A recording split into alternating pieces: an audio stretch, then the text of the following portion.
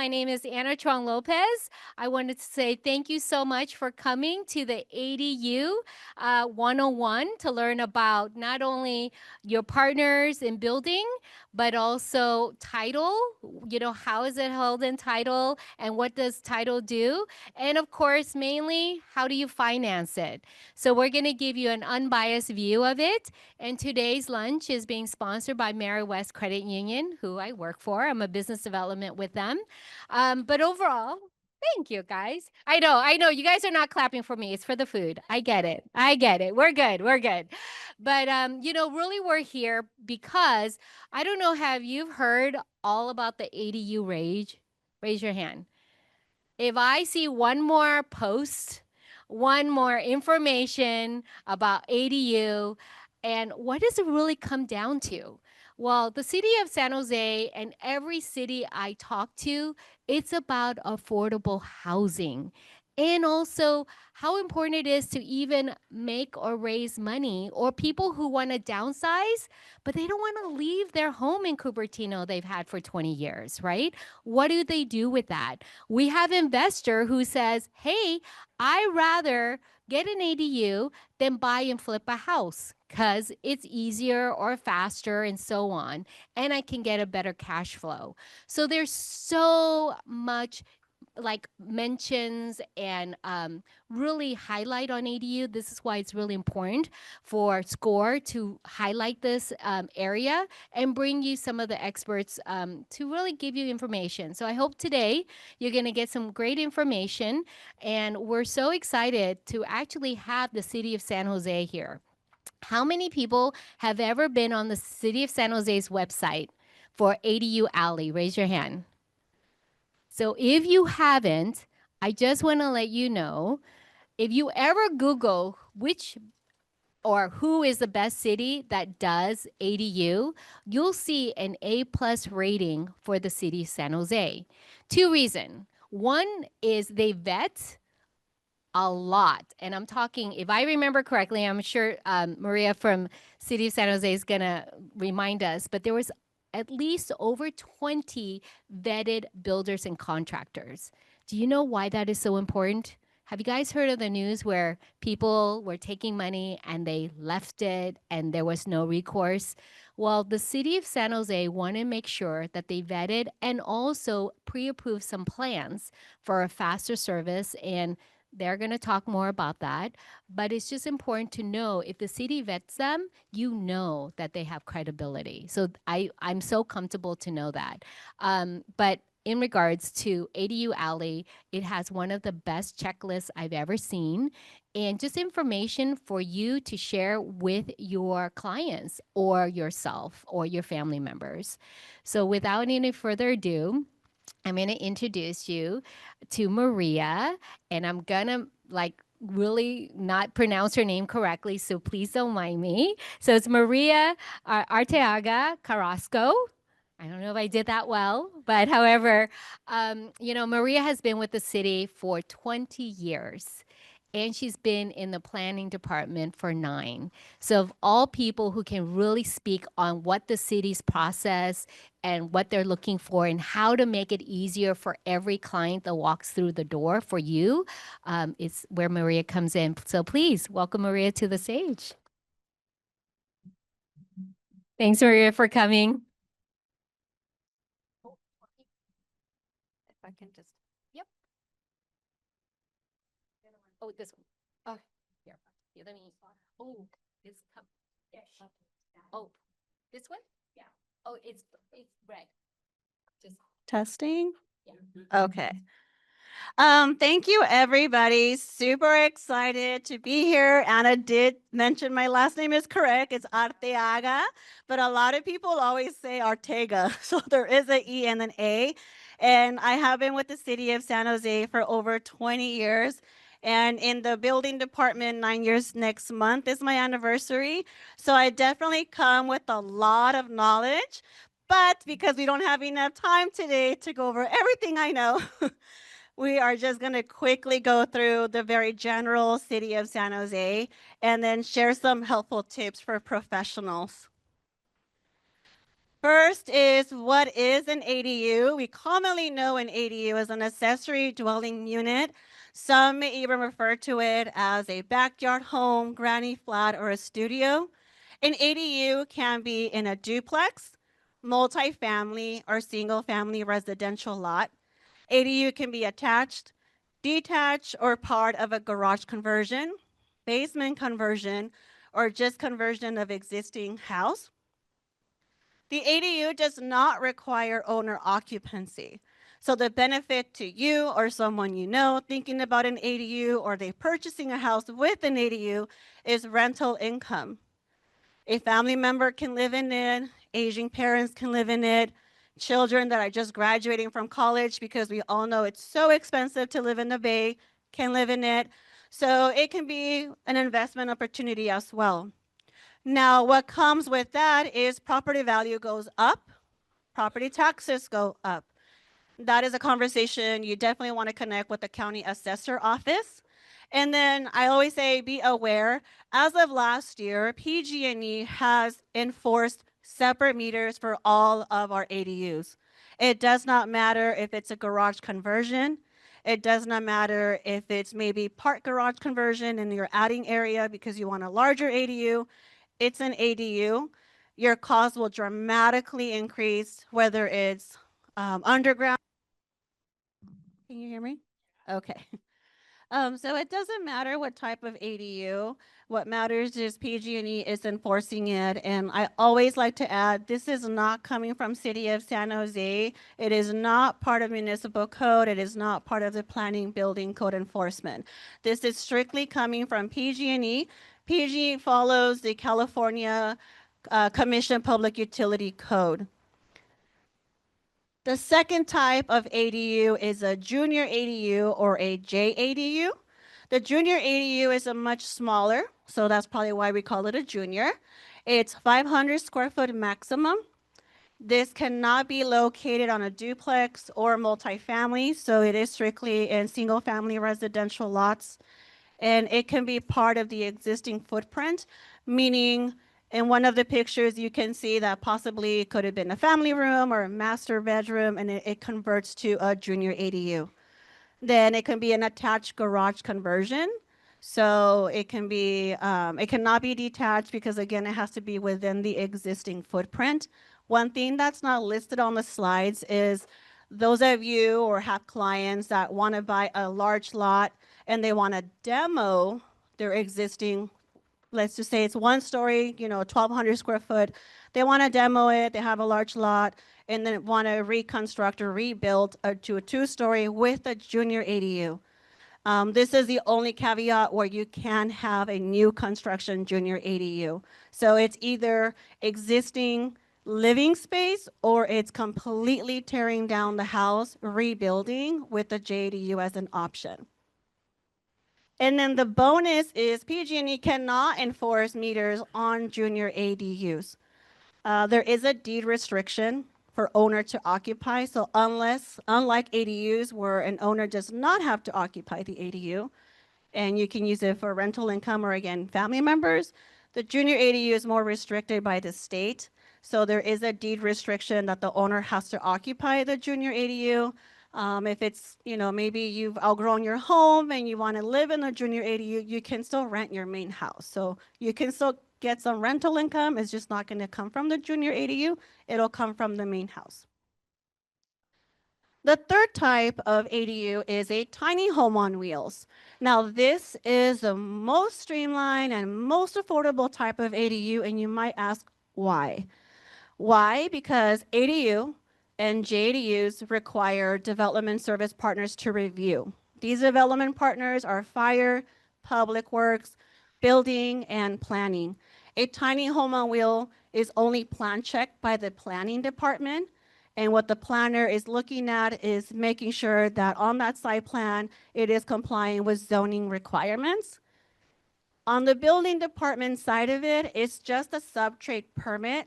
So it's just an electrical plumbing permit. And they also have a specific checklist for our tiny home on wheels, and it's all verified in the field. So as of now, we've had 16 permits for tiny home on wheels since 2020. So it's still not popular, but definitely a good option if you don't want to spend so much money on an ADU or a JADU. And then the pictures really just show you that it clearly looks like a tiny home on wheels. It cannot look like an RV, for example. So that is also something that planning looks at the elevations.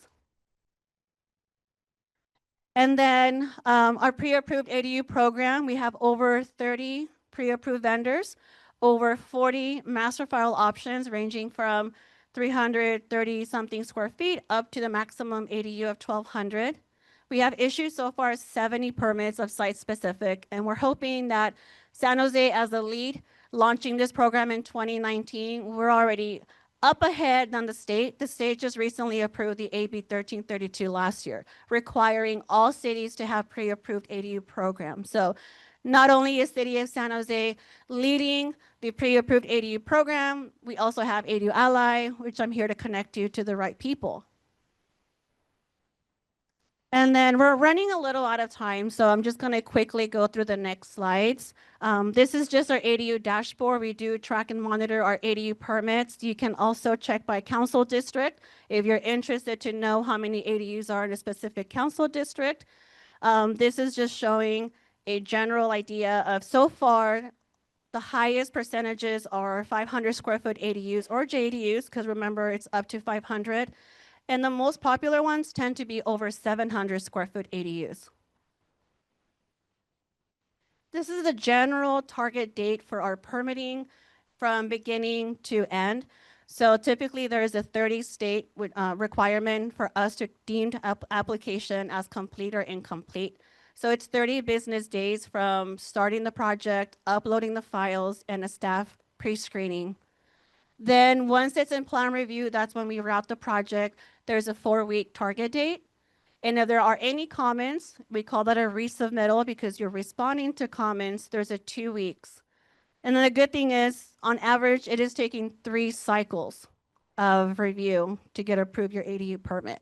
So the timelines right now are very tight for our ADUs. We are complying within the 2 months of routing the project and approving our ADUs. Some things that may not be approving that right quickly is depending on the zone, if it's a flood zone, for example. And then this is just an example of a plan check invoice. We wanted to add this image because most customers get confused when they pay this fee at the beginning before we route the project. They assume this is a permit fee. So this is not the permit fee. This is just a plan check fee, and it's to initiate the plan review. At the end, when the plans have been approved, then there will be a final invoice, which we call that a permit fee. And then that permit fee will include any additional plan review fees, and then construction taxes and permit inspections. And then this is a little bit more of helpful tips I wanted to quickly go through. Number 1, important, confirm that the property is in incorporated San Jose. So our tax rate is number 17. If it's not a 17, there is a graph that shows you who to contact for the jurisdiction. And why is this important? Well, you might be in the property where the mailing USPS boundary line is, for example, Campbell 95008. But the permit jurisdiction is our jurisdiction, San Jose. So this is a great resource to look at, which is the county assessor website, and you can look it up by parcel number or specific address. Helpful tip number 2, some of you already grabbed the ADU Universal Checklist. It's just a guide, but there's lots of information there, and most of this information has to do with zoning. And what I want to just quickly touch base is a helpful thing to remember is if the property is zoned R2, for example, but the existing main dwelling is a main house, you're going to look at Así ya the me llegó. existing main dwelling, which is a llegaron house. dos. So the single family residential checklist, not the duplex. A lot of people always think, well, it's an R2, so it's a duplex that I'm looking at. No, the main lot has a main dwelling, and that main dwelling classification is a main house. Donde So tiene is de it la cuenta or a multifamily, then you want to look at the duplex que termina en multifamily check. 4763. Es uno. And then helpful tip number 3 is avoid delays. Common delays come when there's incomplete plans, incomplete submittal. We are going to be y la jumping into otra es 2025 codes right around the el corner. So effective 973 January con la 1st of enfermedad. 2026, any En project that's submitted to the septiembre, city of San Jose has to comply with the current codes, which at that point will be la otra 2025. de agosto. Other things Estamos bien. are for planning comments. If there's any mechanical equipment, if you have an HVAC, a heat pump, an AC, you want to make sure it complies with the 5-foot Sí, rear ese and es side el yard sí. setback. Y ahora If mandé it's a otra persona. JADU, you want to make sure that you hand deliver or you can mail deliver the original notarized Okay. JADU deed restriction. If it's an ADU, ADU property owner declaration form is required. And then for our fire department, common delay is missing fire flow letter and hydrant map. And then that's my contact information. So as I shared, as the ADU ally, I'm as a liaison between our city of San Jose and our constituents. So I work a lot with internal departments. I also work with our external agencies. PG&E as one of them, like I said, they started enforcing this PG&E application letters, and part of that requirement of their packet is a city letter. We did not have one before, so I had to create one in order to support our community and make sure that we're not further delaying it because of a third-party requirement. And then here's just a slide of additional resources. So if you are in a flood zone or property is in a flood zone, there's flood zone information. If there's a code enforcement case or you're not sure, then there's a website for that too. And then additional information like our ADU Universal Link and ADU Plan Review Permit Project. And then lastly, we have our second permit pop-up event, November 15, 10 to 1 at Camden Community Center. So really excited to bringing a permit to the community. This is our second one. I will be there to answer ADU questions. Our first one was October 11 at 7 Trees Branch Library. And a quick kind of success story was, although I was not able to issue the permit that same day because this customer did need to change their main project coordinator, I was able to expedite the permit and issue it within 2 business days because Monday, the 13th, was a holiday. So it was really, really great.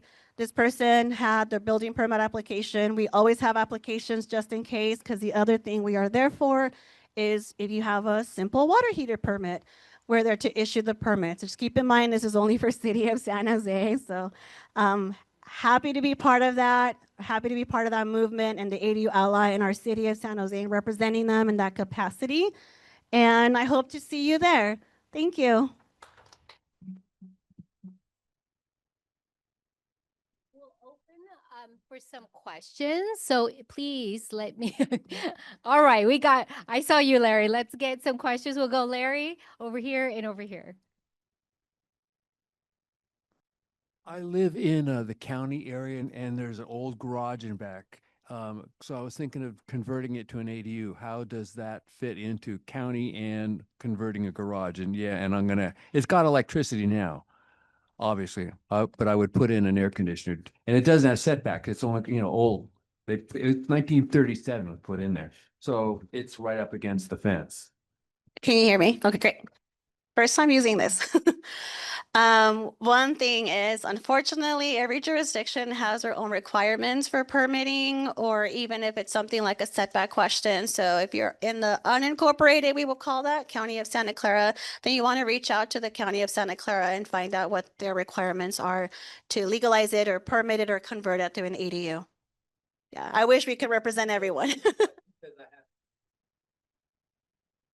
Yes, I'm in the 95127 on the east side of San Jose. Like that's like right on the border, right? So even like a little bit past White Road, then you have even pockets of Mount Pleasant, Alum Rock. So a lot of people, I used to work in the public works like animal shelter. So sometimes the dog would escape and then it just crosses the border and it's in San Jose and it's like, we didn't go all the way to where it needs to go, So it's similar. You buy a property and like I mentioned, boundary lines could be, USPS mailing purposes. That's the 95008 or 95124, whatever the the boundary line is, but then the permitting jurisdiction is going to be based on that. When you talked about the wheels, the tiny home on wheels, would that also be for a container home or these new expandable homes? Would that be the same type of guideline? That is a great question. These units that are used for tiny home on wheels must be registered with the DMV. So there are specific units, and then that is part of the criteria that planning will look at to see if it qualifies for a tiny home on wheels. And I know some of you had questions about the slides. The great thing is there's a QR code on their table that you can utilize and you can have those slides. So it's very easy and fast. I have a question about situations that unfortunately come up more often than should be. There are quite a few homes on the market that say we built an ADU, but we didn't get the permits. So there are several questions here. One, how can we evaluate quickly whether those units could be brought in compliance with the code? This is one. And second, if they are not, how do we explain to a buyer what is the worst thing that could happen from non-compliance with the code perspective? What city could do if they buy something like this? Yeah, that's a really great question. I would say people really went crazy building when COVID happened. They had lots of projects, ADUs and non-ADUs. What happens is a couple of different things. So sometimes if somebody complained about this property, then that triggers code enforcement department, which is an inspector commonly mistaken for a building inspector. It's totally different department. They're complaint based. So if I complain about my neighbor because they have someone living in the garage, right? They're going to send somebody from code enforcement department, and then that inspector is going to ask, I'm assuming this is what happens in the field. They ask the property owner for permission to enter, and then they're going to ask for permits. If they don't have proof of permits, then that is considered a non-voluntary because it was complaint triggered from the code enforcement. So then the second step is the property owner, because maybe it's a tenant that did unpermitted work. The property owner gets a letter. That letter has very specific deadlines, and one of them is to contact the code compliance. So you're working with two different. So the code enforcement has a person specifically pre-screening a plan. And then once they say this is okay to meet the code. So what meets the code is very different from a building department standpoint. So code enforcement, they really just care about, do you want to legalize it? Do you want to demolish it? Do you want to revert it back to, you know, let's say it was a garage. Do you want to revert that back to the original permitted garage? As a city, we're never going to give you advice because that's really truly up to the owner. And a lot of things will take place into that. Unless it's a health safety matter, then the city is not going to tell you to tear it down. In most cases, you want to legalize it. Well, then the second step to legalize it is you have to legalize it under current codes. Most property owners are not going to know if that was done with current codes. And so then that's when you have to hire someone, a designer, for example. Now the challenge is, as a designer, do I want to really take that responsibility? Because when you design plans and you submit to the city, you have to sign every plan page. That means that you are taking full responsibility and liability for the design of the plans. And in most cases, customers that I've spoken to, very hard finding someone that's going to take over a project that's unpermitted. Now, let's say you do find someone. Then at that point, they're going to design the plans. Hopefully, it is meeting the code or it goes to plan review. And then the secondary question is, I got my permit to legalize my ADU. Well, what is the inspector going to do when they get there? Because it's done. Well, then the inspector is going to say to open a couple of walls because they need to look inside the walls how the work was done. All right, the inspector is not going to show up to your property and, oh, final, it's done. No, we still want to make sure that at minimum, it's per current code. Then there's a second thing. I bought the property and I really want to legalize the ADU. So then it's voluntary. Voluntary means I'm voluntarily going to the code enforcement. The biggest difference when we talk about cost is non-voluntary has a penalty fine, a fee without a permit. Very important.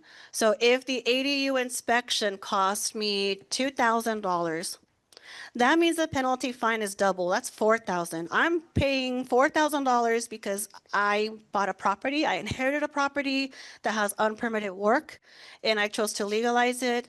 Now, if it's a non-voluntary and you choose to not legalize it, you want to demolish it or revert to original use, there is no penalty to do that because you're not legalizing it, you're not keeping it. Then there's another case where there is no code case. We don't even know about it. You know how the city finds out is when you come and there's some type of plan requirement. So maybe you want to change the windows. And then we look at it and we're like, wait, what is this addition in the back? And then we start looking at, Google Maps are very helpful. So we start looking at Google Maps, planning starts looking at elevations. Quickly, they're going to determine this is probably unpermitted.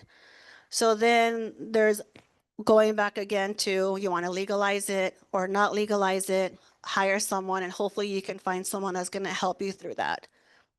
Then when you get to the building department, then that's where I come in place. And then that's where I'm kind of helping you, making sure that I remind you, don't forget to speak to your code enforcement inspector or code enforcement department, because just because you're communicating with the building department or you're communicating with me, it's not, they still need to be in the loop of what's going on. The other thing with unpermitted work that's really important for your clients to know or for yourself to know is if there's a fire, right? There's an auto damage, someone ran their car into your property, there's termite damage, there's water damage, fire damage is a common one here in California.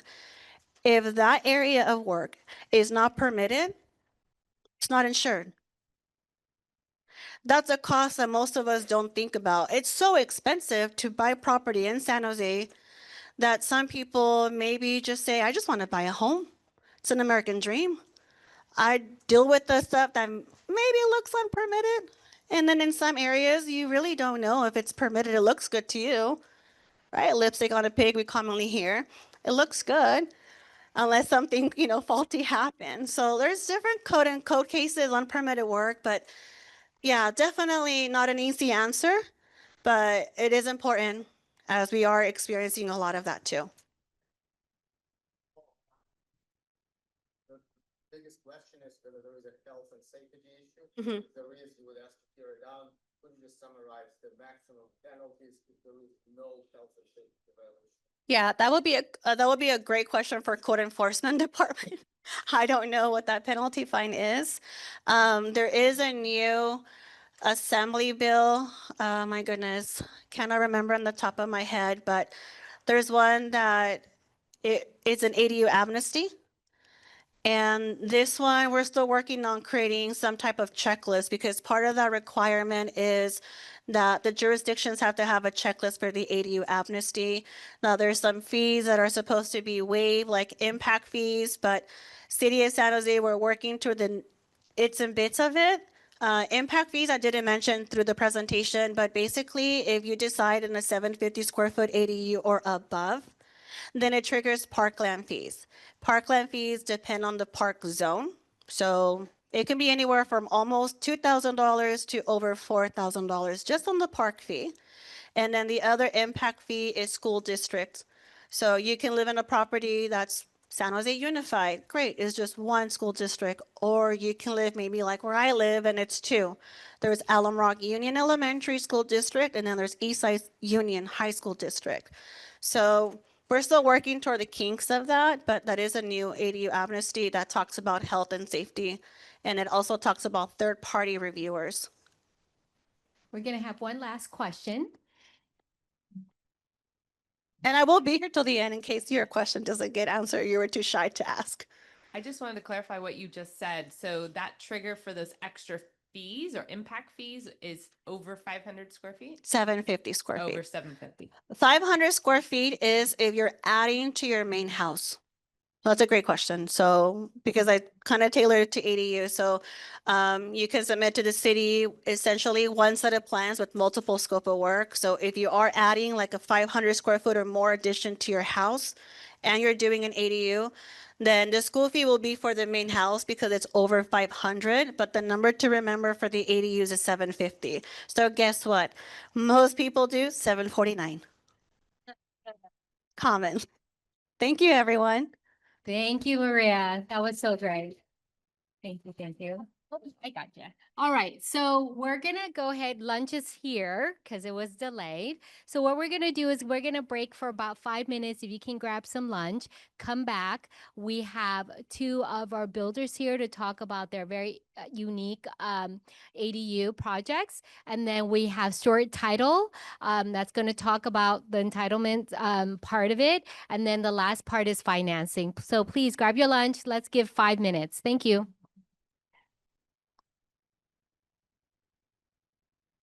And by the way, if you are looking for those slides, please come to the San Jose City Building Division with their QR code. You can take a picture of that and get those slides.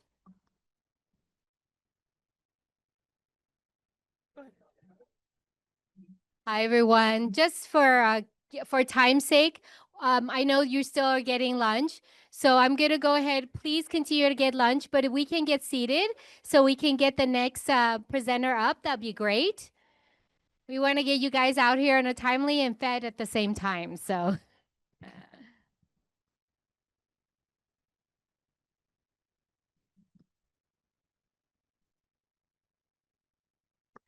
All right. So just to let you know, we have a door builder here, Apex Builder, the City of San Jose, and Mary West Credit Union in here. But also to let you know, Mary West does have a raffle going on, so we will do a raffle drawing afterwards. For those who are on Zoom, hi Zoom, I'm gonna go ahead and do a gift card for you guys. So because if you're in Zoom and you're logged in, I'll be asking Brenda and Jody, and we'll announce the winner tomorrow on Zoom, so you guys don't miss out. But regards to the people here, you will get a wonderful basket. So let's get back to the presentation. I just want to introduce the next builder. We worked with them before. We worked with many builders before, but I gotta say, you know, being vetted, and both of our builders are vetted with the San Jose City. And I don't know if you know this, but really when you build an ADU, guys, it's per city. So it's not a per county. Every city might have something similar, but they do have different things that they look for. So it's very important when you're talking to your consumer and they want to build an ADU or they're asking you about ADU, look at the city and go to that city's website. Every city in the Bay Area do have a website that they can review, and you can review ahead of time. So just make that very clear. But you know, the next builder that's coming up, they have a wonderful little model there that I saw, and I know both of our builders have amazing showroom that you could come by and also showcase your clientele. But I would love to introduce you to this lovely lady. She doesn't like much of attention. She's going to bring all her team up here. But, you know, she's a native of Santa Clara County. She's proud of it. I would be too. But get this. She used to be in the education arena, high school of all things. Brave gal. Brave gal to be a high school educator. But she transitioned into really real estate for investment development, and now she's their ADU specialist. Please welcome Amy Tran. She gets very embarrassed, but then I'm going to introduce her team. She has an amazing team behind the scene. This is Joseph. Say hi, Joseph. And this is Tom. And if you haven't seen them, they're all over Instagram, Twitter, TikTok. I don't know. They're on social media. But to you, Amy, thank you for coming. Thank you, Anna. How are you guys doing today? Enjoying your lunch? Awesome. We're excited. I'm here with my team, Tom, Joseph. We're going to be talking about Apex Homes and how we could help you and your clients, anybody you know, family, friends. So we're just going to kind of take turns talking through our program. Okay, so Maria did a great job in her presentation, talking a little bit about, why ADUs are so popular. So I won't spend too much time on this. Family, living situation, rental income, investment.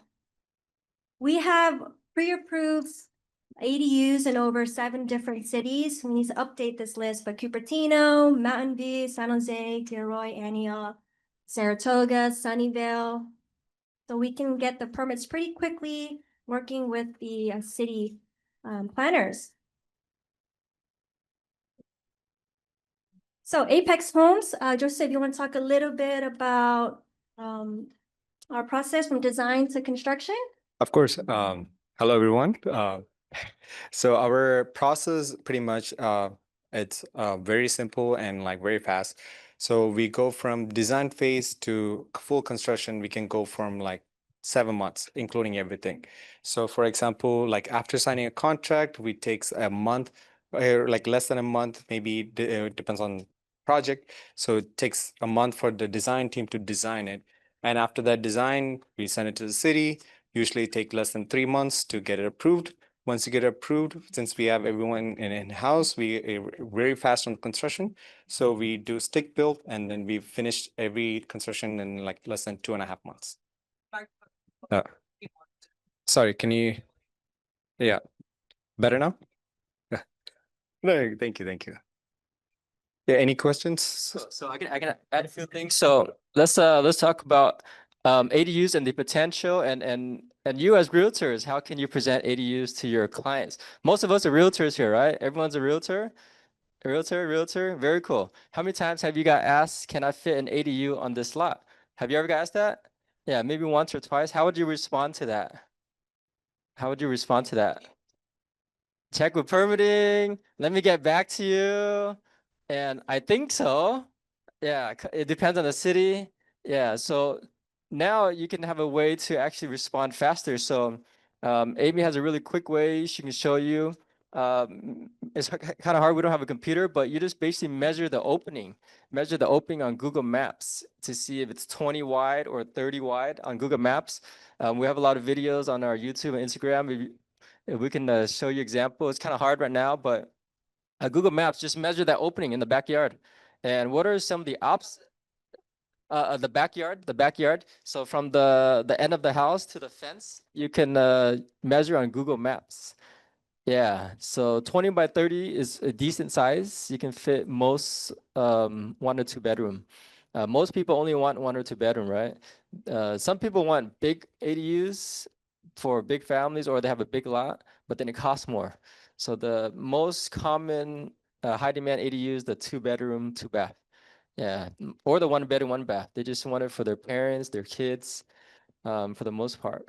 ADU is very interesting because us as realtors, we have to see it in a different way. So ADUs is a second house, or it could be rented, or you can start selling them now, right? Have you heard about that? San Jose was the first to ever approve the 1033, right? Yeah, so what does that mean for you? And coming back as a realtor's perspective, what does that mean for you? What does that mean for you? So when you work with buyers, you can say, hey, if you build an ADU, you can probably sell it in the future. Or if you work with sellers, you can promote their listing better, right? Because you can say, hey, I work with this team Apex and they can draw a ADU that can fit on your lot, which we can do. So if you ever reach out to Joseph or Amy, we can give you renderings of what ADU can fit on your listing. So you can present that in your listing package, in your pictures and all that. And you can go beyond that too. If your lot is wide enough or is on the corner, you can do an SB9 lot split. So that's also interesting. Have you guys heard about SB9 lot split? Yeah, so that's interesting. So that's something we can do as Apex. We can help look at all those options. So think of us as a consultant for all different angles, not just for ADUs. ADUs is great, but that's just one tool that we have. We can do ADUs, we can do SB9, we can do 1003s. And Joseph Amy is really good at the details and the process of that. we come across a lot of challenges, which is utilities. Utilities is becoming one of the biggest, most expensive challenge. Can you share a little bit about that, Amy? Utilities and how much does it cost for separate PG&E? Yeah, so utilities hookup. So on our pricing here on our package, I'm gonna fast forward a little bit so you can see. For example, this is our 1 bed, 1 bath model, 495 square feet.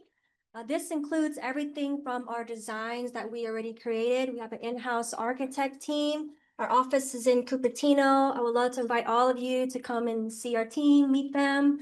So they've done all the work to design it, and we submit to the city. Once that comes back and gets approved, usually a couple submissions back and forth for minor details for the property.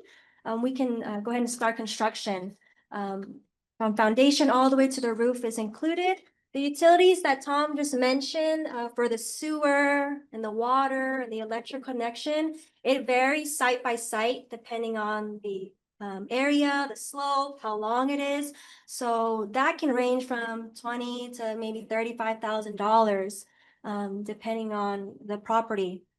Also, have to ask yourself or your clients, do we need to upgrade the main house electrical panel? Does it have enough power to service the new ADU and house, right? And then Maria also mentioned PG&E is requiring a separate electrical meter. So before you could hook up to the main house, now they're requiring a separate. And what Tom just mentioned about being able to sell an ADU separately, ideally, it's best to have everything separate in order to sell that ADU, water, electrical, all of that. Yeah, so yeah, go ahead. Yeah, same thing for like rental purposes. So like if you're renting out your ADU, it's better to have a separate meter for electrical and water. So they will take care of that. And it's pretty expensive. So we paid for a recent meter that was 20,000 in Redwood City. 20,000 for that separate meter. Yeah. So the clients might think the ADU costs 200,000 total, but ends up being 300,000 because of utilities, water connection, the sewer connection. Some of them are far. Some of them are like 100 feet from the house to the main line. So $200 per foot, $200 per foot. So that's what, 20,000 just for the sewer connection. There's three. So there's sewer, water, and then electric. So imagine if each of them costs 20 grand, that's quite a bit. So it's a very expensive product. It's not a cost effective, not as much as tiny homes, right? Tiny homes you can buy maybe on Facebook Marketplace today for like 10,000. You can buy a tiny house. That's cost of Amazon. Amazon's selling it, but you have to build it yourself. Yeah, so there's a lot of tiny homes out there. Cost-effective approach. I like that. There's only 16. I don't know why there's not so many. I think there should be more tiny homes, like thousands, because it's cheaper, it's faster. So that's another idea right there, tiny homes. So utilities are expensive, but the good thing about Apex and what we can do for you and your customers, we try to keep the cost down. So what is the cost to build in the Bay Area? What is the cost to build in the Bay Area? Any guesses? Price per square feet? $700. Wow, yeah. That's expensive. That's gonna be a nice ADU. Yeah. Willow Glen's 1,000 per square feet for an ADU. Oh, just a regular house, just a regular house. Okay, okay. What else? So we're hearing 700 and 1,000. How much? Minimum 350. Yes, minimum 350. So how much can we build at for? What is our costs? What is our costs? Yeah, I just found out today. Yeah. Yeah, only $300 price per square feet. $300 price per square feet. So how can we do that? How can we do it? So Joseph can explain how we can keep the cost low overall. So pretty much we have, sorry. No, it's included because it's different per house. Yeah.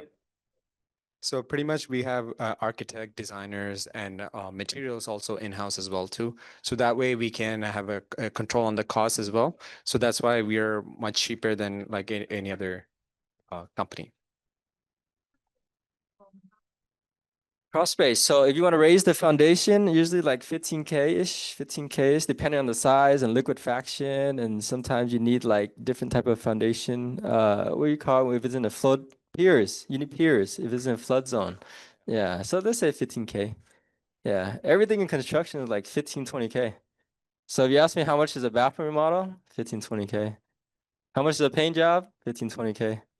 Everything is 15, it's always expensive, especially Bay Area. Yeah, so we build from the ground up. A lot of people think we keep the cost low because of prefab. I like prefab too because it's fast. Prefab over there, it's really fast. We're gonna learn about that, right? Yeah, prefab's fast and it's efficient, and I like that too. But sometimes you can't put prefab on certain lot sizes, right? So you kind of have to customize it. So we had a recent one. Amy had a recent one where it had a PG&E easement. So we had to build around that easement. So it depends, right? Want to share about a little bit about that? So we had a client in Fremont that we were helping to build a 1,200 square feet ADU, 3-bed, 2-bath. And we ended up finding out through the survey that they had a 25 feet PG&E easement in their backyard. And they're right behind a railroad. So we worked with them to kind of redesign the dimensions a little bit, and we're still able to move forward with building their ADU. They're welcoming a new baby, so. Nice. Is that narrow? So is that narrow or two-story? It is 1 story. One It's story. not as deep. Hmm. It's a little bit longer Yeah.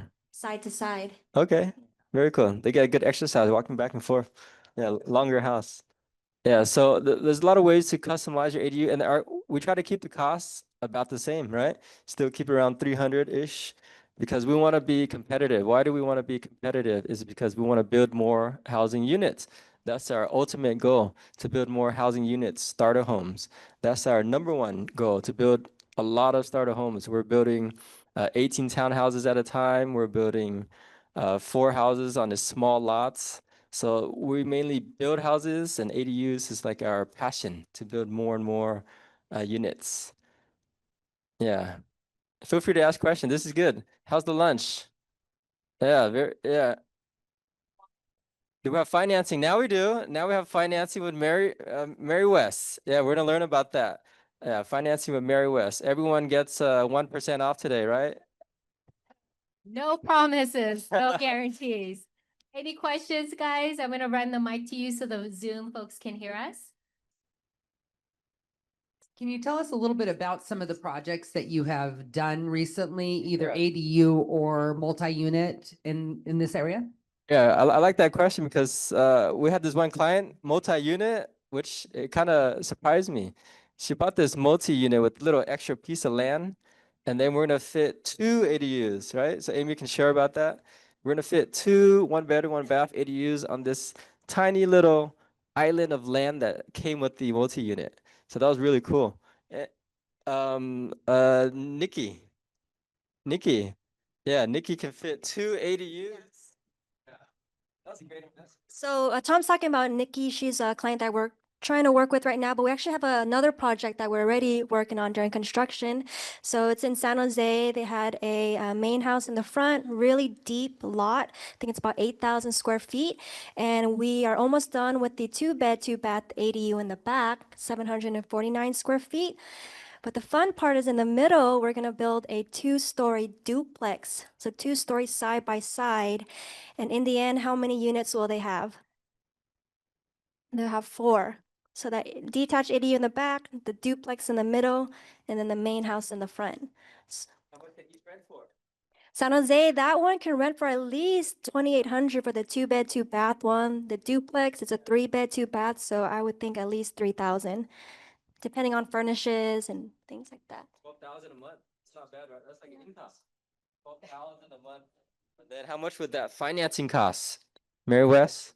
We can talk about later, but I like how he says it's like an income for $12,000. Yeah, it's like it's like an extra income. You can quit your job. So build an ADU, quit your job. That's the goal, right? This is financial freedom in California, in the Bay Area. We're in one of the best places to own a rental. You do not want to own a rental in, I don't know, Texas. Sorry, Texas, Arizona, high property tax. So why not build in your own backyard and benefit from that? You can rent it, and then in the future, if you don't want to rent it anymore, you can sell it, right? And then you can still keep one out of the 2, or sell both. Just sell both and cash out and move to Mexico and retire. So these are real financial strategies to retire and get cash flow. So it's not just an extra little house. It's not just a rental. These are changing people's financial lives. We're seeing it every day. And even if they're building it for their mother, that's good too, because their mother doesn't have to go to senior housing, which is also expensive. How much is senior housing for one bed in the Bay Area? 12,000. How much does it cost for ADU per month with Mary West? It's less than 5,000. Less than 5,000. That's You what I'm save saying. 5,000 just like that, right? So these are real solutions we're having right now. And it's great that we're able to provide this product at a low price and pass on the savings. We could bump up our price to $500 square feet, right? But we choose not to. Our goal is the Costco approach. You get the most value for the least price, just like that hot dog that they never raise. It's still $2 forever. Yeah, we have high quality products at the lowest possible price that we can provide. And if anyone wants to see our ADUs, contact Amy. Joseph, we have ADUs in Palo Alto, San Jose, Fremont, Sunnyvale. I'm thinking of all the places. Yeah, Menlo Park. We have ADUs everywhere. Yeah, so you get a free tour and lunch provided. We're gonna give you that $2 hot dog.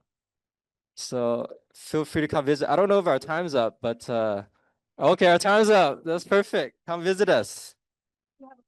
Oh, wait, he does. We have one more question. We have one more question. Yes. Yeah, I just need to use my imagination like I'm an agent. Yes. Then somebody wants to build an ADU at the back of their backyard. Uh-huh. So they would ask me, what do we need? So I could not say anything because actually I haven't gotten this information from you. First thing is, how much is the lot should be? What is the distance from the fence and Yeah, the minutes when it's easements. built? Yeah. And you say already said 300 per square foot. Yeah. And those questions, like if somebody asks me, at least I could answer those. Yeah. So Yeah. I can start from there and go permitting it. Perfect. Yeah. So quick feasibility. If you want to do quick feasibility, just measure the backyard on Google Maps. You can measure from the end of the house to the fence. You want to measure that opening. So it's like a square. And yeah, so from the end of the end of the house to the fence, it's probably like maybe 20, 30 feet opening. Yeah, I find out that opening and then minus 10 feet, which is about 4 feet setbacks each side. But the easy way to remember is just 10. 6 from the house, 4 from the fence. So it gets very technical. Yeah, it gets super technical, so we have to remember quick rule of thumbs. So measure the opening and then minus 10. So measure the opening and then minus 10 on each side. And then you want to add to that? Yeah. I was just going to say, if you want a quick feasibility, you can just reach out to us and we can provide you a sketch, do that background research on the computer so that you can show your clients, here's what it's going to look like, instead of having to do all that work yourself and explain. Yeah, that would be faster. So we can help you. All feasibilities are free, so free feasibility. Yeah, free feasibility, free tours. Yeah.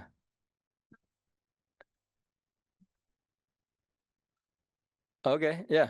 Yeah, because it varies, it's hard to answer that, but it's good to understand easements. Easements are 4 feet from the fence, 6 feet from the house. And then sometimes you can do 0 setbacks, right? Yeah, sometimes. And then we're out of time. Yeah, we're out of time. Well, guys, give him applause. Great information. Thank you, Apex Homes. Appreciate you guys. All right. So I'm sure, there's a lot of different products out there. And that's why we always feature at least 2 or 3 different builders so you can hear their perspective. The next builder, what I see on their website, you have to check out their website, is that they are quick and efficient. And they're going to tell you a little bit more. So always remember they're going to present, and then we have a couple of minutes for Q&A. After them, we'll have Stuart Title come up, and then finally our financing team. So please, I'd like to introduce the Door Homes presenter, Tom Ginsberg. Tom and his team will come on up, and while we're getting his set. So Tom is actually located in Campbell, aren't you? Amazing. So thank you, Tom, for being here and your team. Please introduce them. Yes. Hi, everybody. Good afternoon. Are you still awake? We're going to be your dessert builder presenter. Thank you so much for being here. We have a lot of good information for you. We're going to talk about ADU, but we're going to talk a lot about how we can work together with realtors. Realtors are a great part of our company and our company's success. And we've done a lot of great things together with realtors, and we would really want to share how we can work together. So yes, this is my first slide. And by the way, I want to introduce my team. This is Caroline. She's leading our SB9 arm and fix and flip. And this is Ken, my co-founder, which I can do anything without. So you're going to hear from all of us today. So first, we want you to know that we are your trusted ADU development partner. And it means a lot. And let us unpack this one by one. We're going to talk today about why ADU matters today in this really weird market we're in, and talk about market opportunities that we can bring to the table, and talk about the Adoro advantage, what sets us apart. There's a lot of great builders, there's a lot of not so great builders, but we're going to talk about how we are unique in that arena. We're going to delve into our expertise and leadership in development, which is something that I think will be very interesting to you guys. And of course, the realtor partnership and commission opportunities we can present to you. So, in today's market, adding value to an existing property is something that we all need to think about. And ADUs have proven to be something that automatically brings more value than it actually costs to build it. And we've seen our clients essentially making money from day one if they rent the ADU, and even if they refinance, the appraiser gave a value that was, we were pleasantly surprised with the value that the appraisers have given. And there is legislation in Sacramento coming up that will allow appraisers to appraise not necessarily the area or the comps related to homes with an ADU that sold with an ADU and without an ADU, but rather give some percentage of the main home value to the ADU. The rumor is it's going to be about 80% of the main home value will be attached to the ADU value, which is pretty significant. It's a legislation that's supposed to come in later in 2026. So we've seen, ADUs add value somewhere between 150K if it's a really small studio, up to more than 300,000, which is great because not only you have the bathrooms and the bedrooms addition, you're also adding to the property value. And you as realtors, when you come to sell it, then you have a higher selling price. Benefits for buyers and sellers, right? The way we see it is for sellers, you're going to get a listing, right? And if an ADU is on top of the property at the back, then the selling price will be a lot higher. We spend a lot of time in open houses, and I'll tell you more about our open house opportunities for you guys. And we keep hearing, and I'm sure you do too, buyers coming in. It's like, oh, where can we add an ADU in this yard? Is it possible? Can we convert the garage? Can we add an ADU? I mean, do you hear those things, those questions? I'm sure, because we hear them too. So imagine if you can have an open house event, and we will arm you with a brochure that actually shows a real ADU at the backyard, right? So we do it for free. We do it as part of our partnership with many realtors. And we just reach out to us before an open house. We'll figure out what can fit, of course, with your seller's advice and our expertise. And we'll prepare that brochure. You'll print it out, and then you can say, hey, if you buy this house, we know this company can build this house, and we're also going to give you the cost. So the buyers will know, okay, this is how, this is what this property can produce for us, as opposed to just buying a single home. And for buyers, as I mentioned, you'll be able to tap into buyers or help buyers to buy a home that is, let's say they're looking for 4 bedrooms, but you can take them to a 3-bedroom home with a deep backyard, and then they can buy that home with the knowledge of they can now have a 4 or 5-bedroom home because they're going to add space in the back, right? So that gives you a lot of, I think, really runs the gamut on which properties you can show. You're essentially expanding your horizon that way. So for your portfolio, as I mentioned, you can enhance your property value, and we see it how it's really changing the landscape when it comes to realtor sales and purchases, and then close faster. There's definitely a greater chance to close on a home with an ADU faster because it's going to be more attractive. The Adore Advantage. So a little bit about us. We have 63 pre-approved plans on our website, and this list is growing as we speak.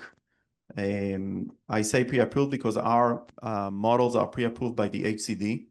So every time we come to the city, and San Jose can attest because we build a lot there,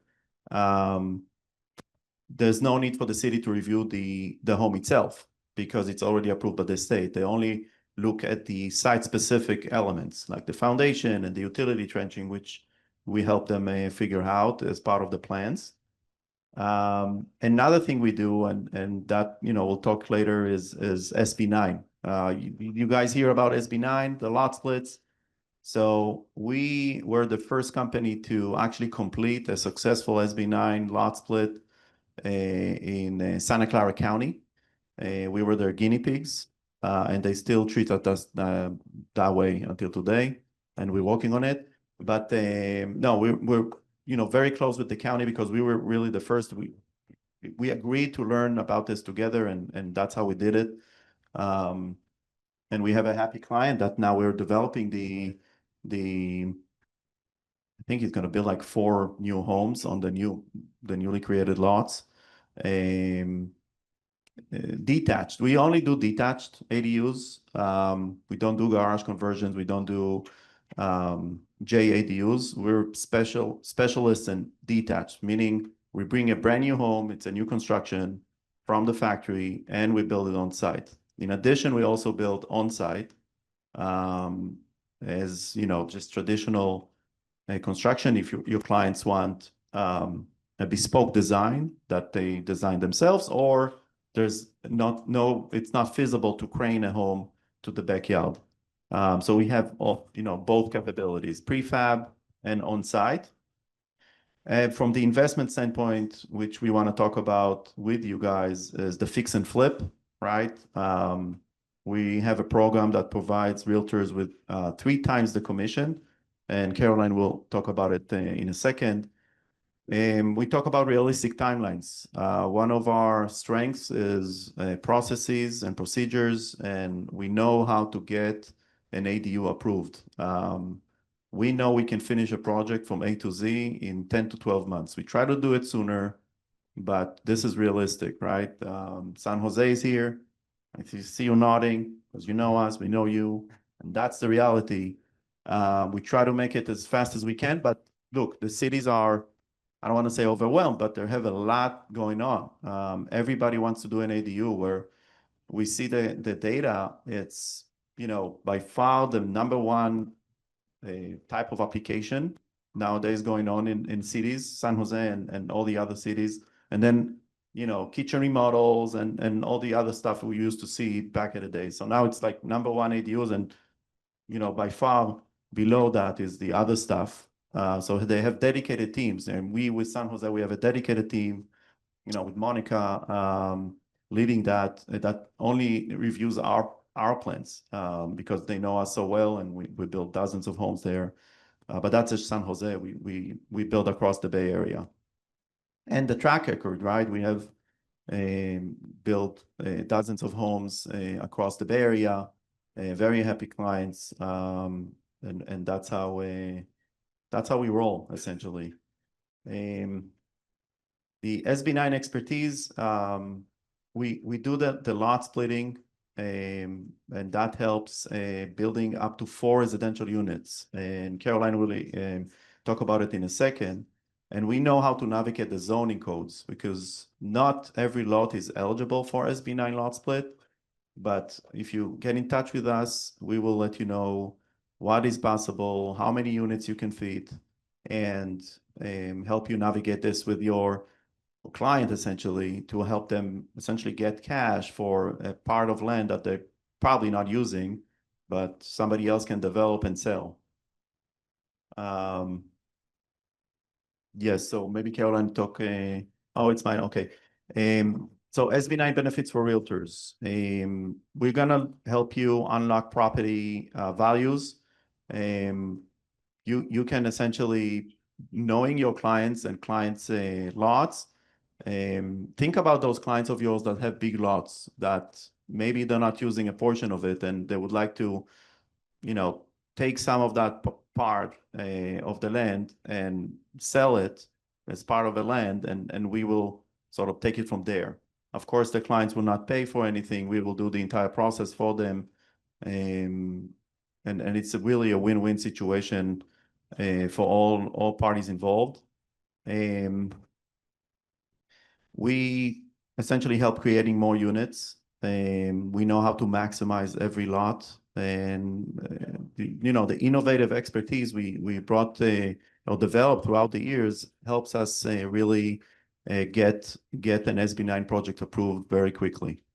So definitely reach out to us and let us know how we can help your clients get more. Yeah, let's talk about commission a little bit. Maybe now you woke up. Yeah. Yay. The best part. So how it works? As Tom mentioned, if you identify any big lot with unutilized land, contact us. And basically, in terms of commission, if this is your listing, so obviously you're getting the commission for that aspect. You also will represent us as the buyer, so you will get double commission. And then after we will develop the land, we will do the SB9 or the fix and flip. You will list this property as well. So basically up to triple commission you will get from that. And also we are looking to build with you as the realtors a long relationship. So because we know that you know the clients, you will bring us the next opportunity, the next big lot, the next fix and flip.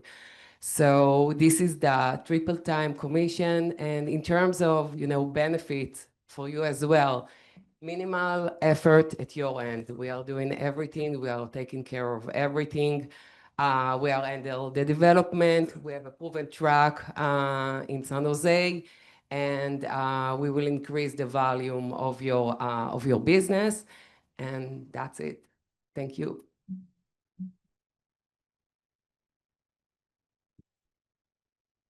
I guess I can use that. Yes, it's on. Okay, so how we handle everything. I mean, first thing that we are doing in every project that we have, it could be ADU, because that's what we've been doing for over 6 years. And there are projects that we are doing like the SB9 and the rest of them, but we are the one that's going to do the feasibility for you. You can always access our website. There's going to be a new application that, shortly, what you can do, you can just put the address that you like, and you will see you can position an ADU over there on your lot or your customer lot. So we have it on the website and we are doing it, and it's free. It's something that we provide to all our customers. What we are doing in every project that we have, we are doing the design and the selection. So we have a customer, we help you to decide which unit it's going to be the best fit for them on their needs. I mean, it could be by the size of the lot, and it could be what they need. If they want 1 bedroom, 2 bedrooms, and so on. So we're going to do the design. We're going to help with the selection starting from the lot itself through all the process of decor and so on. So we do that one. And that's part of the, I would say the second step for us. Then we are moving to the permitting. So we are the one that's actually going to submit to the city. We will provide all the information. We will review all the comments. We have a great system that we can share the progress every step of the way. If we need to engage engineer, or we just take it all the way to the end. Most projects, to be honest, in San Jose, we don't need any type of engineers. We have everything in-house, and we get everything in a matter of, I would say, 2 to 4 weeks, and we can submit everything. Typical time in San Jose, it is taking 2 months, but some project, you know, if you need more work, then it might take a little bit longer, but that's normal for our project. And eventually construction. So we do the, sorry. Just real quick, how and who do you communicate with during the process? Do you communicate with the client directly or do you communicate with the agent with each related? So when we get, after, I mean, first step, I mean, if you want to sell it to your customer, then communicate with us. I mean, you will communicate with us. It makes sense, right? But if it's already sold, then it makes sense that we'll take it from that with the customer directly. I mean, just makes sense, right?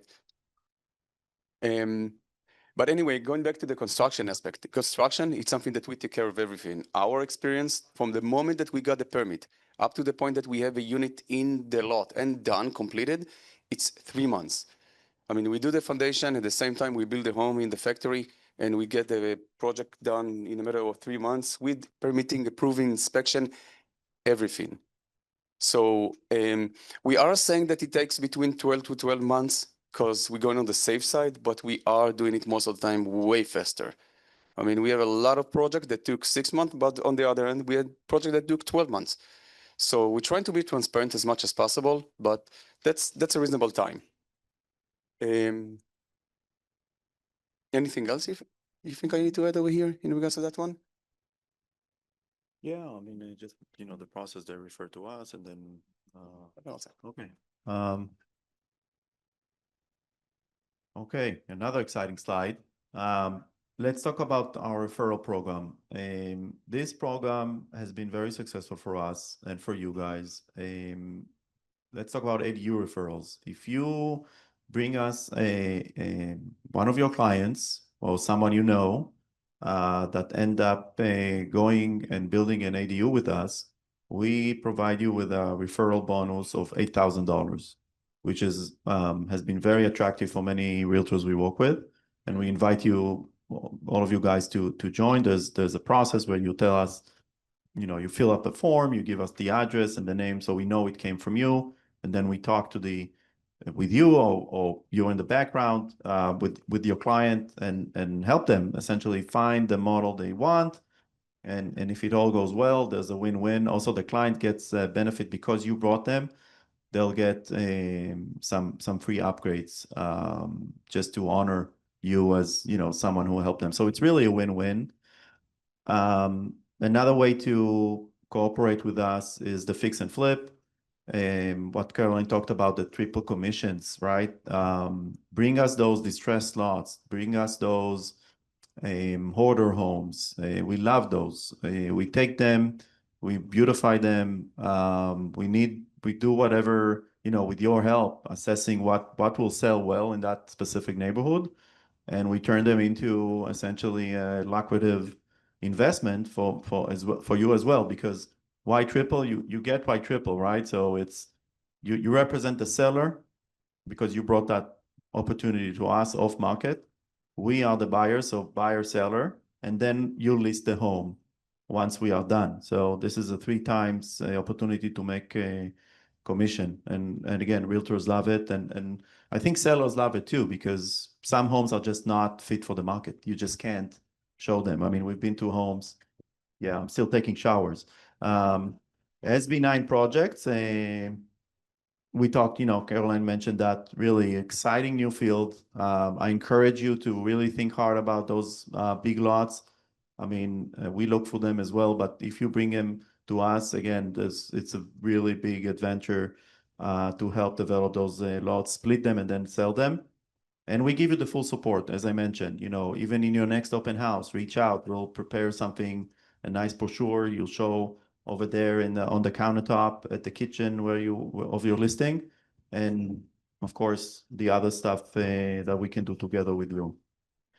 And we have a beautiful showroom in Campbell, and we invite you all to schedule an appointment to come and meet with us, with the team. You'll see the rest of the team. You'll see the models we have there. They're fully staged. You can walk in, touch and feel, and really see what an ADU looks like. So we really encourage you. So with that, I think that's it. Yeah, thank you guys. Thank you for the organizers, Donna. Thank you, Adore Homes, you guys. I appreciate you so much. And I'm sure any questions you have, please ask them at the table. I know we're allotted to an hour. Please give us the next 20 minutes to finish through. I'd like to introduce the very important part of this is our title. So holding title and what to do and to talk about it is very important. And this gentleman, I literally just talked to him yesterday. And I gotta say, reading his background, he's been in title as a temporary job courier since 1984. Temporary job, I love this. What's your entitle? I hear that you're always gonna be in title. And he's had every major position in the industry. And I gotta say, he drove very far away. He lives in Citrus Heights, which is in Sacramento, but he's here today with us to give you some information. Please put your hand together for Scott Hasey from Sword Title. And he has his amazing team here too as well. Thank you so much. Thank you, you guys. Thanks for having us. Wow, what an eye opener. Just seeing all the differences. I learned a lot here. A little bit about me. You might recognize me from the Brady Bunch. I was the kid that they wouldn't put in a box. So yeah, okay, don't tell that joke again, right? All right. So so let me jump in, and we're gonna go from the dream of an ADU to the horror of title insurance. All right, so apropos for Halloween, and part of that is that anything that involves construction is hazardous on the title side. And actually, I'm going to ask you a quick question, because you're the lender. You and I would work together on this, right? You would loan, you're going to play the borrower in this case. You want to build an ADU? Sounds great, right? Okay, fantastic. So you go to Mayor Hi. You borrow money. How much would you lend her? What does she look like credit worthy wise? It depends. It could be 500. We can go up to $1 million on exceptions. All right. So let's say you're going 500K. That's pretty good, right? Are you going to hand her 500K right off the bat? I wish, but we can't. But no. See, what's going to happen there is that the builder is going to say, okay, I need, let's say they need 500K. Well, they're not going to hand the builder 500K right off the bat. The builder goes through steps. Who talked about foundation? You guys talked about foundation work, right? So generally, if they put in the foundation, that's a stop point. There's money allotted for the foundation, and then generally the lender will go, is the foundation in? And we go, great, here's a little bit more money. That flows through us generally on the title side, of which we let out the liability stream inch by inch. So let's say you did 200K for the foundation. So we stop point. We double check with the builder. Is everything okay? Is your permits in place? Foundation in? Have you been paid current? They're like, okay, we're at the next step. We want to go frame up. Great. They ask for a little bit more money. So you're not handling the money. You're responsible for paying her, but you don't get to touch it. It all passes through us in this checks and balances point. Why? Because I'm insuring her. And I'm ensuring her that the builders are staying on progress to make sure you get an ADU at the end. The difference being is that you have a contract with the builder. You also have a note and deed of trust, essentially a contract with the lender. And then I'm backing the lender in this case. You see that all of these people have to work together. It's almost like a dance, like a line dance at a country place. Okay. How many of you ever done that? Yeah. I wouldn't raise my hand either. Okay, so thank you. Thank you so much. So here's a couple things. What are ADUs? Well, we've already gone through this, and I'm not going to bore you with any more of that stuff. Let's see if we can get to something that looks... Here we go. Mechanics, lien, exposure. This is really what we need to talk about. Everybody else covered everything up to this point. Construction guys, do you use your own crews or do you hire out? Tastes great, less filling. Anybody? Do you guys hire a crew or do you do your own work? Both. So you do hire subs. Okay, so subs are the responsibility of the contractors. So when the money's paid out, everybody's got lien rights. And I'm going to start with something. Let's say you want an ADU, but you hired somebody before to come out and do some work. Maybe they leveled the ground, did some excavation. They've already got lien rights that supersede the lender. The lender is going to be a little upset by that because they don't want anybody to have lien rights that supersede theirs. So we have to get that contractor or subcontractor to release their lien rights and make sure that they were paid in full before we even close that loan. So this comes down to all the real estate people in the group. It's about disclosure. If you go out there and see that something was done, if there's a hammer on the ground, if there's a porta potty on the location, report it back to the title company so we can sever those lien rights, right? Because AmeriWest is going to want the lien rights. They have to have them. This is what I am ensuring, is that if they have to foreclose, they can foreclose without worrying about any of the builders. Makes sense? Have I just scared everybody of the ADU thing? How many of you would want an ADU? It took me 25 years to get my kids out of the house. I don't want them coming back. I don't even want them in my yard. When my wife and I moved, we didn't even give them our new address. All right. Oh, sorry about that, guys. Let's go back a little bit. Sure.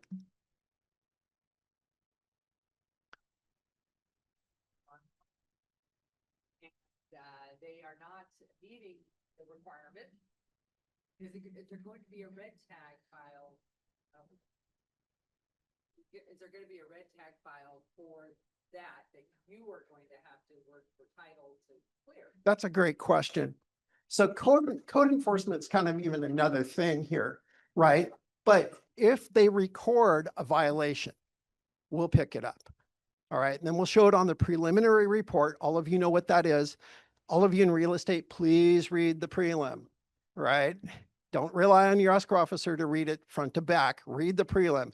The other part is that when you see something like code violation, and we actually see a lot of this stuff, Santa Cruz Mountains, right? Boulder Creek, stuff like that, where everybody does what they want to do, kind of back to the unpermitted ADUs, right? Or JADUs where they're going in and building things in the garage, right? That's anything that's unpermitted, if it's found out, generally be red tagged because it isn't to code.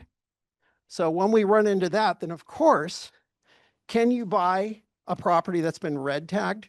You could. You have to pay cash for it. And then you're going to deal with all those issues. And actually it was Maria, at the city of San Jose went, be careful what you buy.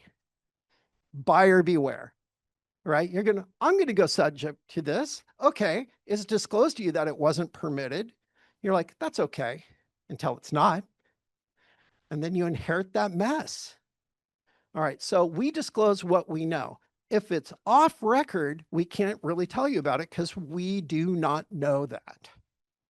Keep that in mind. So as agents, well, a violation could be a red tag notice, but a violation could be other things. It could be weed abatement, right? We report all that stuff as well. Anything we find in the public records that is whatever, we're going to show. And then we go through the process of eliminating it slowly through proof, releases, dealing with the city, dealing with the county, dealing with the governmental bodies to clear these things. But let's go back to the construction part of this. All right. A buyer can take subject to anything they want, right? So if it's disclosed to them, they go, okay, I'll take the risk. They're rolling the dice. That's fine. That's on them. But this should also be disclosed back to the title company, because if the title company gets burned on one of those things, they're going to go back around to everybody seeking some sort of restitution. Insurance companies don't take the hit on the chin without looking for restitution. It's like in a car accident, right? If it's one side of the fence and there's a car accident, somebody runs into you, the insurance may make good with you, but they may pursue that other side for that money. Title companies are no different. So I'm going to say it here. And Jack, thank you for being, do I have any other title people in the house? I've got First American. Put your hand up, Jack. We love Jack. Jack's a good guy. Fidelity. Okay. Mechanics Lien is the loss leader in the title insurance industry today, bar none. 3-1 over everything else. Why? Because we don't know. It hits us, it blindsides us. We don't know if you builders are on the property. Why? Because nobody says anything. So when we get hit with it later on, who do we go back at for restitution? The owner of the property. Why do we go after the owner of the property or the seller of the property? It's because they didn't disclose. If you see something, say something. So we're kind of back to that thing. AmeriWest, got to be in first position, right? Got to have a priority position there, unless you're willing to lend an equity line second or whatever. But still, the mechanics lien risk has to be subordinated to the loan to keep their priority intact. And the title company monitors this.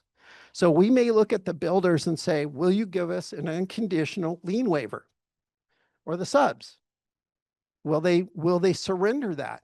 Well, they're like, what if I'm owed $10,000 before I surrender it? Will they then surrender if they're paid $10,000?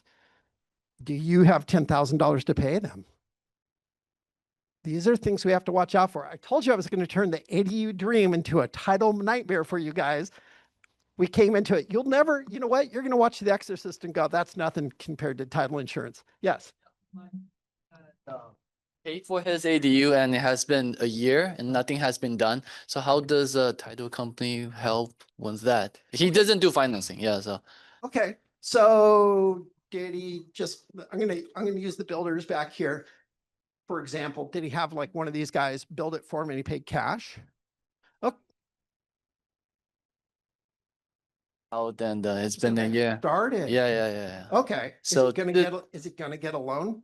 No, he's paying from his cash, from his pocket. Yeah. Really? Yeah. Okay, then So, there's nothing to worry about. There's no title insurance aspect to that. Oh, okay. So if I was insuring the lender, Mhm. title insurance, if you have enough money to Yeah. employ these guys to put it in there, God bless you, good for you.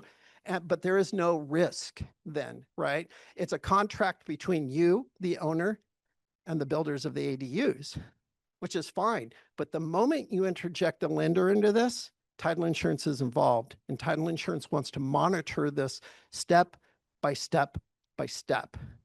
Again, why is that? Because mechanics lien risk and loss is the biggest thing in our industry today. Billions of dollars are lost in this nationwide because of lack of disclosure. So the moment we see something, it's kind of funny. I'm going to go, I'll have a lender ask, and this always happens at the last second. I'm a title officer underwriter. Nothing comes across my desk and proactively. It's always the escrow officer, there you go, Alexis, calling me saying, I've never seen this before, what do I do?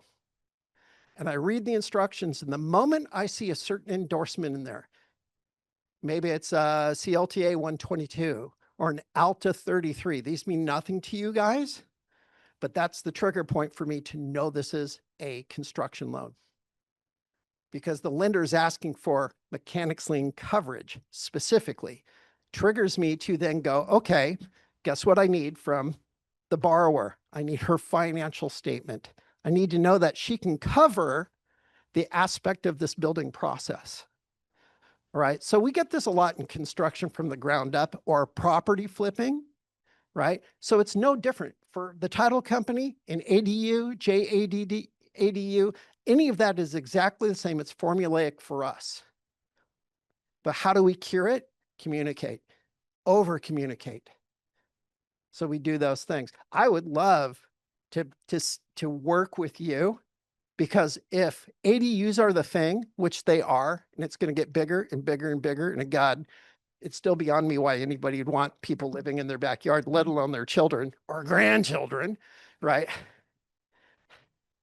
But it's a thing, and it makes property valuable. By the way, the lot splitting thing just had that lot split ADU condo conversion off of Camden Avenue, Foxworthy and Lance, actually. So if you do a little drive-by, that's brand new.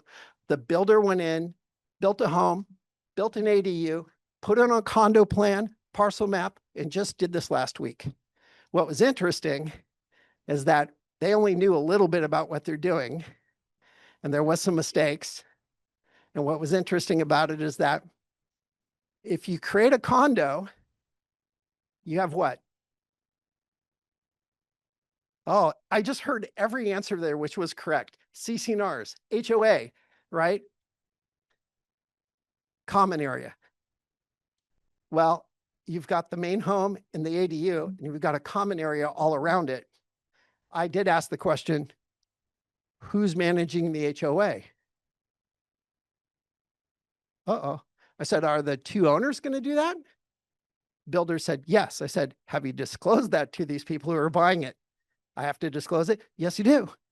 Because somebody has to collect the money and then manage it, right? And it was like, oh, so if you are planning on doing that, or people are planning on doing that, make sure you go in with eyes wide open. And the reason for that is that if somebody buys a home and then nobody manages it and it starts breaking down, you're gonna have a problem. Right? So I'm not sure the condo was the right way to go. I think the lot split would have been wiser with an access to it, maybe access easements, fee ownership on each side of the fence. And then guess what? You have no HOA and you don't have to worry about it. But anybody, they can do anything they want. And can we close those transactions? Absolutely. But through communication, right? So it was interesting. The builder was like, well, this is my first time. And I said, this is mine too. But when you have that condo plan, make sure the buyers read it all the way through and understand their obligations based on those things, right? Because it's not like a huge 200 unit complex where there's a management company. It's they are responsible for their own upkeep and maintenance. Any questions? See, I told you I'd scare you guys. Anything? Fidelity, ask a question. Read the prelim. Number one thing. How many of you read the prelim hot off the press? Wow, 2 hands went up. What's up with that? So anything, so you have a question over here? Or is he just stretching? Okay. Okay. What you got? Oh, guys are killing me. There you go. And so if you see something, say something. If you're listing a property and there has been construction, anything, no matter how minor it is, whether it's a porta potty on site, right? Lumber dropped off from a construction worker, this all indicates broken priority, guys. So let us know. We can fix it, but we have to know about it before we do. That way we can keep the lender in a safe position and we keep the construction people in line as well. All right, that's all I got. So much, Scott. Thank you. Thank you. I know. Thank you so much. All right, guys. So the last part of it, I will make it exciting. Woo! It's all about teamwork, right? I need a realtor. I need a builder. I need title to keep us all in check. And what else do we need? Money, money, money, right? We need money. So how can you pay for your ADUs? You can pay it in cash, mattress money, right? You can pay it with your retirement, your stocks, and or from your life insurance, you have a cash value. They can borrow against the stock. But most of the people will need financing. What does that mean? And how does a finance or a lender look into how you qualified and what can they qualify? So first and foremost, I've been in the finance industry for mortgage for 20 years, working as a broker, working as big banks and with a credit union. Can I get a raise of hand? Who is a lender in here? Raise your hand. Right. I gotta say, we're all in here for you guys. You know, you really, as a realtor, you really want to have a good team in your hand, have 3 lenders to work with. And the reason why I say this, they are your best partner to help you through this process. So let's talk about the lending aspect of it. So have you guys heard of something called HELOCs? Yep. Right? Home Equity Line of Credit. So when you hear line of credit, think about a revolving credit line, like a large credit card. And it's all based on the equity that you have built in your home. And with that large credit card, usually the amortization on a HELOC is about 15 years. Most of the time, it's a 10-year draw. What does that mean? That means if I was able to lend you $200,000 and you use $100,000, somehow, along the way, you were able to pay with the bonus, RSUs, got a big old inheritance, paid off that $100,000. You now back to your original line of 200, and you can use that. Whatever you pay off, you can use up to 10 years. After you're done, 10 years, and you have any balance on that, then it is now a fixed with principal and interest payment for the next 5 years until you finish the loan. So a HELOC, most of the time, it's an interest-only payment until that 10-year ends, right? Interest-only payment. Can I pay principal? Absolutely. Check with your lender. The reason why I say this is because some lenders might have prepayment penalty. So always check it, because even if you win the lottery the next day and you pay it off, there's some type of payment you might have to pay up front. Now, if you used it and paid it off and you want to refinance a HELOC, absolutely, you can do that, right? Again, check if there is any upfront payment you have to do. Are there annual fees on them? Sometimes, depending on the bank. The biggest questions I get asked is, what's the rate? I get this all the time. What's the rate, Anna? What's the rate? Well, the rate is based on prime index. Does anyone know what the prime index rate right now is? What is it? 7.25. It is tied to the market, so when the Fed rates goes down, that affects your prime rate. And your prime rate is never locked in your HELOC. So get this, never locked, you guys. Everyone thinks, oh, it's a variable, but can I get it locked? Variable rates for prime index doesn't lock. What could be locked in your HELOC is the margin. Sometimes it's a negative margin, meaning that's great, right? So if it's 7.25 and your credit is so great that you are getting a negative margin of 0.25, what's your interest rate? 7%. So when you pull out that $50,000 because you want to buy this new car, right? Your $50,000 is based on that rate. Does that make sense? Okay.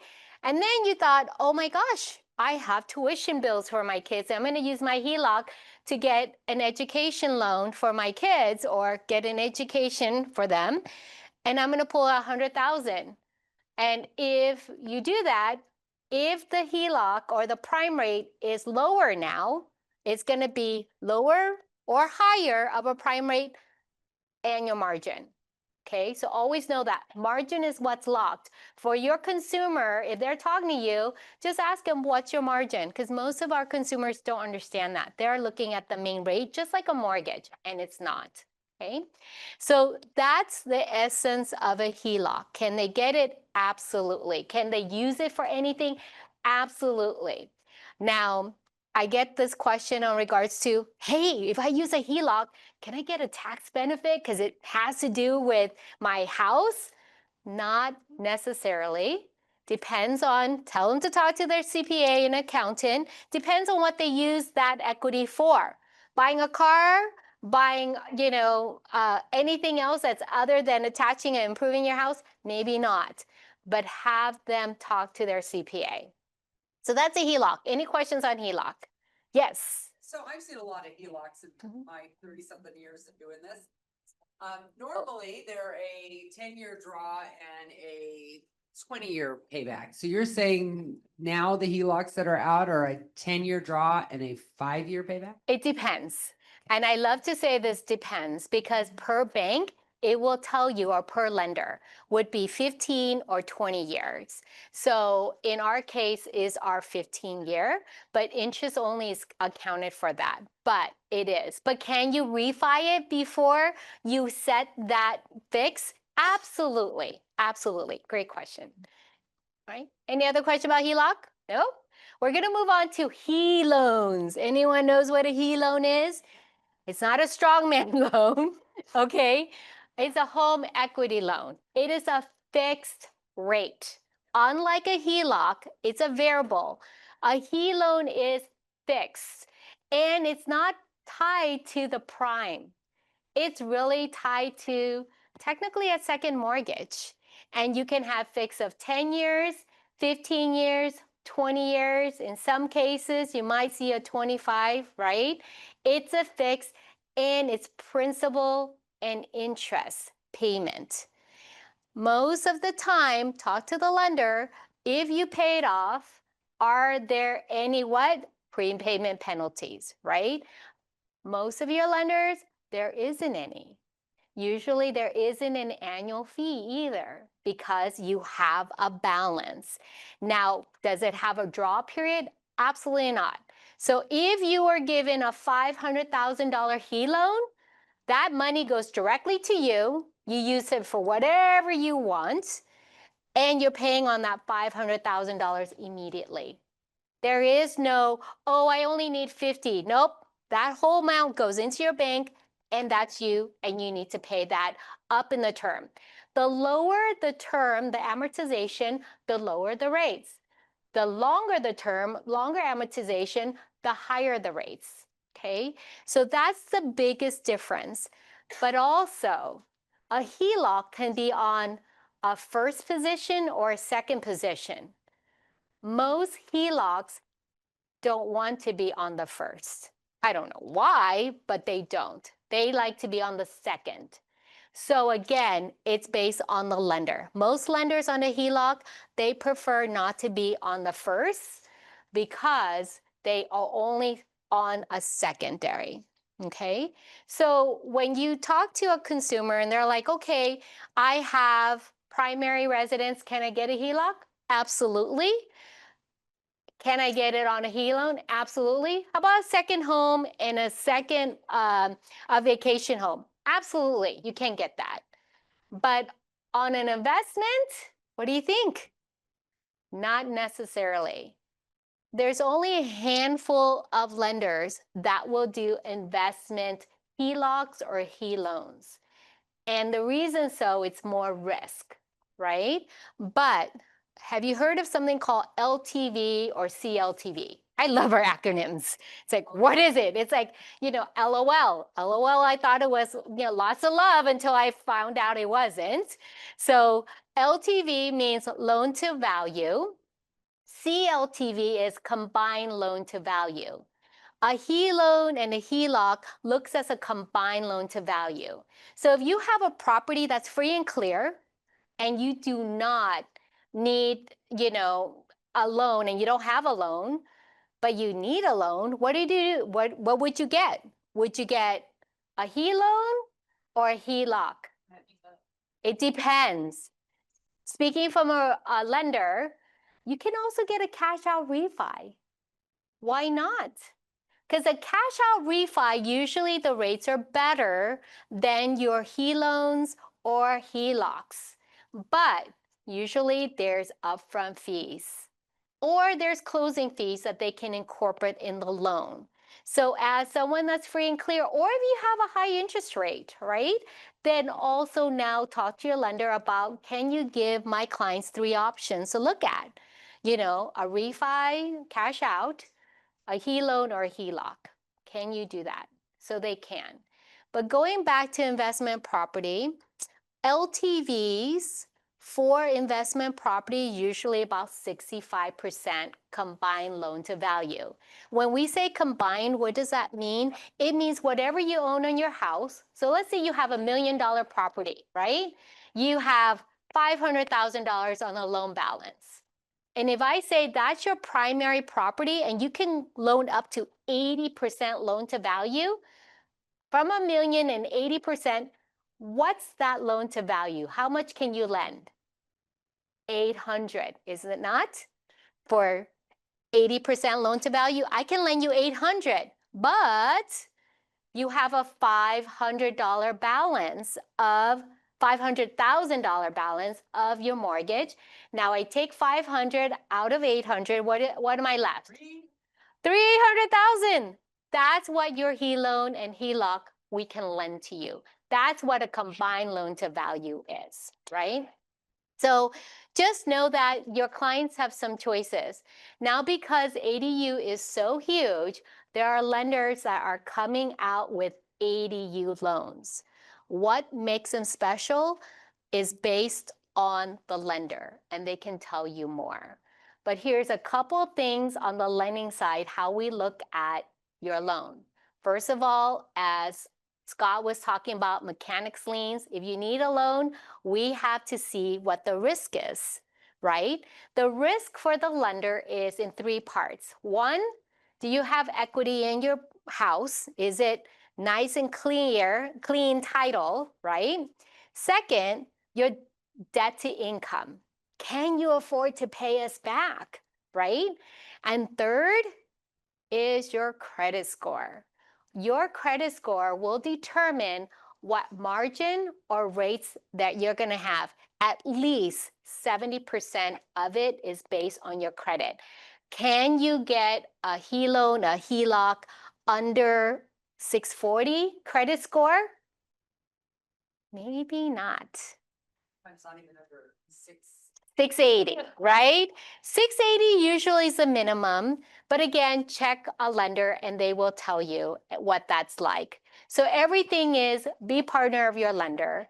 And in sense, you can get this. Now, how fast can you get an equity loan?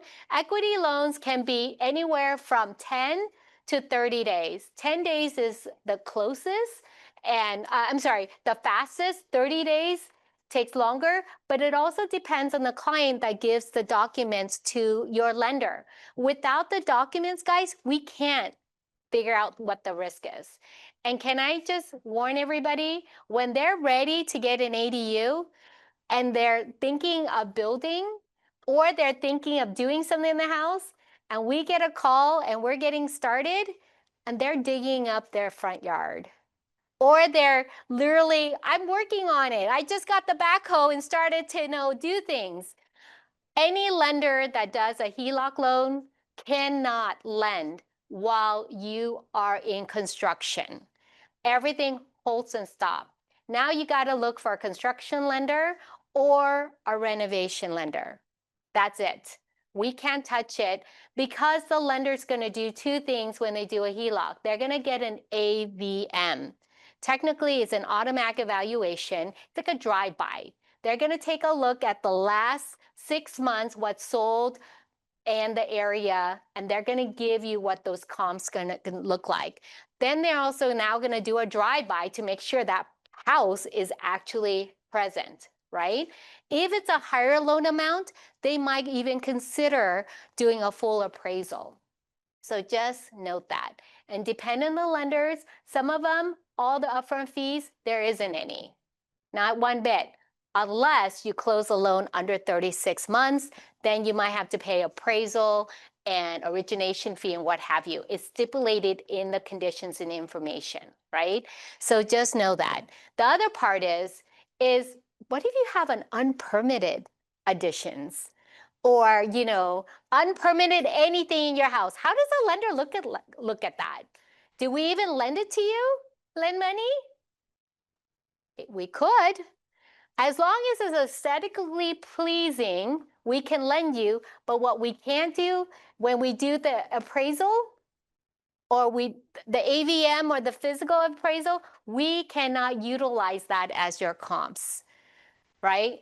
If it looks great, the square footage, if it's not on county records and it's not permitted, can't use it.